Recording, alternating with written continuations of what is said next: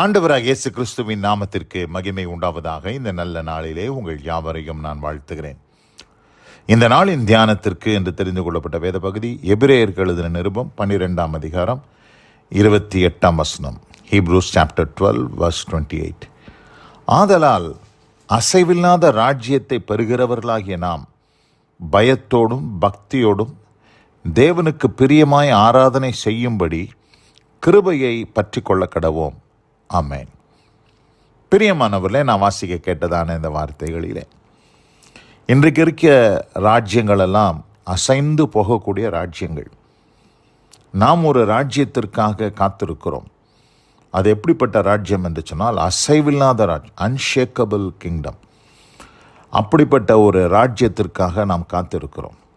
அப்படி காத்திருக்கிறவர்கள் தேவனுக்கு பயத்துடனும் பக்தியுடனும் தேவனுக்கு பிரியமான ஆராதனை செய்ய கர்த்தருடைய கிருபையை பற்றி கொள்ள வேண்டும் என்று நம்ம பார்க்கிறோம். விடாமல் அதை பற்றி கொள்ள வேண்டும். நம்ம வாழ்ந்து கொண்டிருக்கிறது ஒரு கடைசி காலம். கடைசி காலம் என்று சொல்லலாம், கிருபையின் காலம் என்றும் சொல்லலாம். இந்த கிருபையின் காலம் தான் கடைசி காலம். இந்த கிருபையின் காலமும் சீக்கிரத்தில் முடிவடைய போகிறது. அப்படி இருக்கிற நிலையில் அந்த கிருபையை நம்மை விட்டு எடுபட்டு போகாதபடிக்கு நாம் அந்த கிருபையை பற்றி கொள்ள வேண்டும்.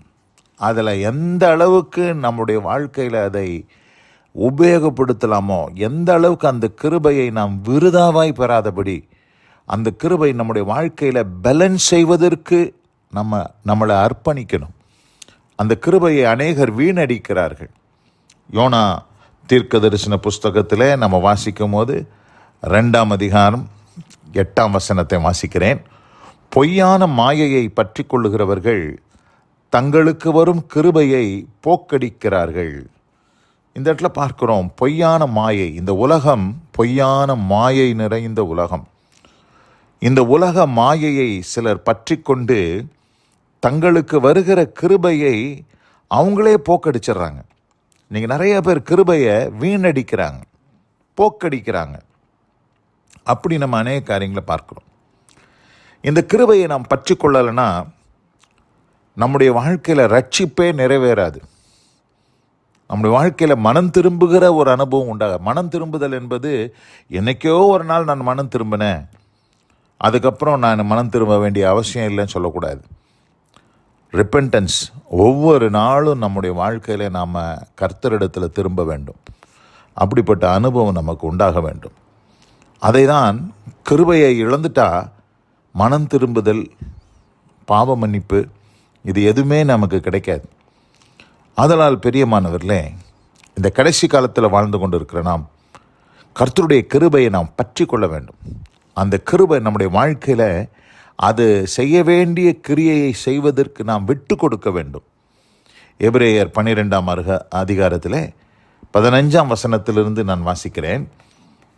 ஒருவனும் தேவனுடைய கிருபையை இழந்து போகாதபடிக்கு.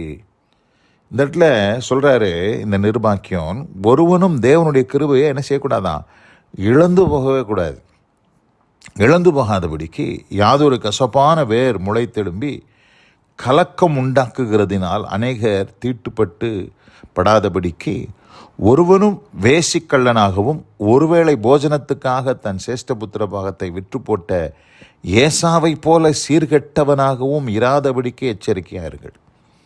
கிருபையை இழந்துட்டா யாரை போல மாறிடுவோம், ஏசாவை போல மாறிடுவோம். கிருபை இழந்தே போகக்கூடாது. இந்த பூமியில் எதை வேணால் நம்ம இழக்கலாம், ஆனால் கிருபை இழந்துடக்கூடாது. அப்படி கிருபை இழந்துட்டான் யாரை போல் ஆயிடுவாங்களாம், ஏசாவை போல் ஆயிடுவாங்க. அந்த ஏசா பாருங்க 17ஆம் வசனம் சொல்லுது, ஏனென்றால் பிற்பாடு அவன் ஆசீர்வாதத்தை சுதந்தரித்து கொள்ள விரும்பியும் ஆகாதவன் என்று தள்ளப்பட்டதை அறிவீர்கள். அவன் ஆசீர்வாதத்தை சுதந்தரிக்க வேண்டும் என்று விரும்பினான். முதல்ல ஆசீர்வாதத்தை விற்றுத்தான். ஒருவேளை பயிற்றுங்கூழுக்காக விற்று போட்டான். தன்னுடைய சகோதரனிடத்தில் விற்று போட்டுட்டு அதுக்கப்புறம் அந்த ஆசீர்வாதம் கிடைக்குமா அப்படின்னு அவன் தேடி பார்க்கும்போது கிடைக்கல. ஆசீர்வாதம் கிடைக்காதது மாத்திரமல்ல, அவன் கண்ணீர் விட்டு கவலையோடு தேடியும் மனம் மாறுதலை காணாமற் போனான் என்று பார்க்கிறோம்.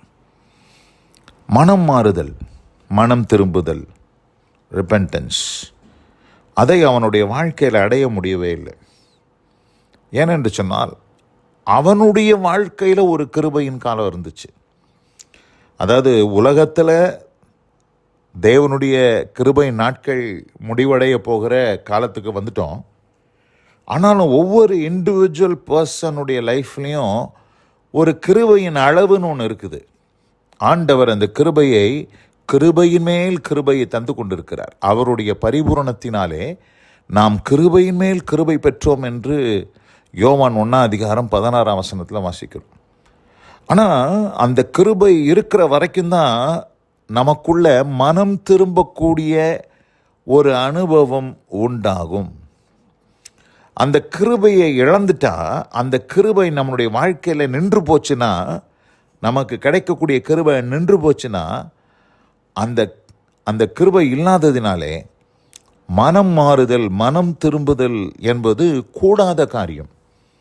இந்த இடத்துல எப்படி தேடினானா, அவன் கண்ணீர் விட்டு கவலையோடு தேடியும் மனம் மாறுதலை காணாமல். எவ்வளோ அழுதாலும், எவ்வளோ கண்ணீர் விட்டாலும், கவலையோடு தேடினாலும் அந்த மனம் மாறுதலை காணவே முடியாது.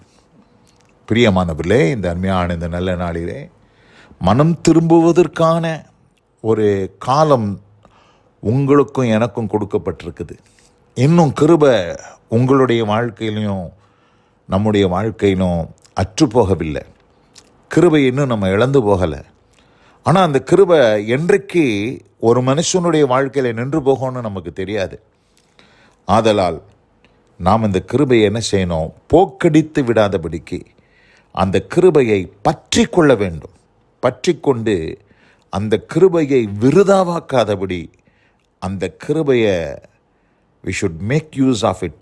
அதை எந்த அளவுக்கு நம்முடைய வாழ்க்கையில் அந்த கிருபை பேலன்ஸ் செய்ய வேண்டுமோ அதற்கு நம்மை ஒப்புக் கொடுப்போம். இந்த அருமையான இந்த நல்ல நாளிலே இந்த வசனம் கேட்ட பிள்ளைகள் ஒவ்வொருவருக்கும் அப்படிப்பட்ட அனுபவத்தை தந்தருளி தேவன் ஆசீர்வதிப்பாராக. God bless you all. ஆமென், ஆமென். நாம் ஜெபிப்போம். எங்கள் அதிகமாய் நேசிக்கிறதான எங்கள் அன்பின் பரலோக பிதாவே, அசைவில்லாத ராஜ்யத்தை பெறுகிறவர்களாகிய நாம் பயத்துடனும் பக்தியுடனும் தேவனுக்கு பிரியமான ஆராதனை செய்யும்படி கிருபையை பற்றி கொள்ள வேண்டும் என்று சொல்லி இந்த நாளிலே தியானிக்க கர்த்தர் கிருபை பாராட்டினபடியால் ஸ்தோத்திரம். தங்களுக்கு வரும் கிருபையை ஒருவராகிலும் போக்கடித்து போடாதபடி, அதை விருதாவாக்காதபடி, அதை அவர்கள் வாழ்க்கையில் அதை பேலன்ஸ் செய்வதற்கு தங்களை அர்ப்பணிக்க கர்த்தர் கிருபை செய்தரும். வசனம் கேட்ட பிள்ளைகள் ஒவ்வொருவருக்கும் அப்படிப்பட்ட அனுபவத்தை தாரும். இயேசு கிறிஸ்துவின் வல்லமை மிகுந்த நாமத்தில் பிதாவே, ஆமென், ஆமென்.